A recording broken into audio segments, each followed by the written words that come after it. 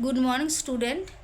তোমরা যারা 2025 উচ্চ মাধ্যমিক পাশ হয়েছো তোমরা সকলেই দুশ্চিন্তায় রয়েছো, কারণ প্রায় এক মাস হতে চললো এখনও তোমাদের কলেজে ভর্তির কোনো রকমের খবর হচ্ছে না।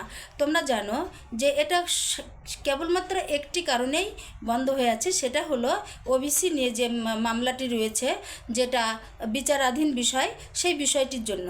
তবে তোমাদের চিন্তার কিছুটা হলেও অবসান ঘটিয়েছেন ব্রাত্য বসু মহাশয়, যিনি আমাদের শিক্ষামন্ত্রী।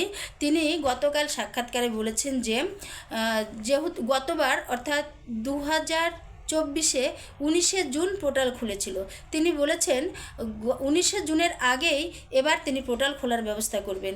এক সপ্তাহের মধ্যে তোমাদের জরুরি ভিত্তিতে পোর্টাল খোলা হবে এবং সেখানে অ্যাডমিশনের সমস্ত বিষয়টা খুব তৎপরতার সঙ্গে করা হবে। এখন কথাটা হলো, শুধু কি এখানেই ভর্তির ব্যাপারটা রয়ে গেল? হ্যাঁ, না, তোমরা দেখো যে 2024 থেকে যে কেন্দ্রীয়ভাবে অ্যাডমিশনের ব্যবস্থা রয়েছে কলেজগুলিতে, যাকে বলা হচ্ছে অ্যাপটি হলো WBCAP, অর্থাৎ এই অ্যাপের আন্ডারে 16টি ইউনিভার্সিটি রয়েছে এবং 461টি কলেজ রয়েছে। এই 461টি কলেজের মধ্যে মানে কলেজকে কেন্দ্র করে তোমরা যে কোনো কলেজে অ্যাপ্লাই করতে পারবে একটা অ্যাপের মাধ্যমে, এবং একই সঙ্গে তুমি 25টি অ্যাপ্লাই করতে পারবে, আবেদন তুমি করতে পারবে। এবং এখানে প্রাথমিকভাবে যে ফিস দেওয়ার ব্যাপার ট্যাপার এগুলো থাকছে, সেগুলো কিন্তু সবটাই আমাদের এই অ্যাপটি পরিচালনা করছে যে রাজ্য উচ্চ শিক্ষা দপ্তর। রাজ্য উচ্চ শিক্ষা দপ্তরের যে অ্যাকাউন্টস থাকছে সেখানে তোমাদের এই বেতন বলতে অ্যাডমিশন ফিস জমা করতে হবে। তো যাই হোক, এই বিষয়টি সম্পূর্ণরূপে দেখভাল করছে আমাদের রাজ্য উচ্চ শিক্ষা দপ্তর। এখন তোমরা এই কলেজগুলোতে যে ভর্তি হবে, সেই কলেজে ভর্তি হওয়ার তোমাদের সাবজেক্ট চয়েস, কলেজ চয়েস, এই ব্যাপারগুলো তোমরা কিন্তু পূর্বে থেকেই পয়েন্ট আউট করে রাখবে। কারণ অ্যাপ্লাই করলে তোমরা একটু ভুলভ্রান্তি হলে তোমাকে ওয়েট করতে হবে নেক্সট কাউন্সিলিংয়ের জন্য বা পরের লিস্টের জন্য ইত্যাদি বিষয় রয়েছে।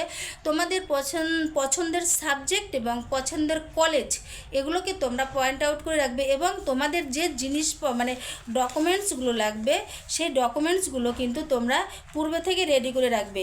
তোমরা চেষ্টা করবে যত তাড়াতাড়ি সম্ভব অ্যাপ্লাইটা করে ফেলার। হ্যাঁ, যে ডেট থাকবে সেই ডেটের মধ্যেই তোমরা করবে, কিন্তু অ্যাপ্লাইটা করলে কি হয়, অনেক সময় তোমরা অনেকটা রিল্যাক্স হয়ে যাবে।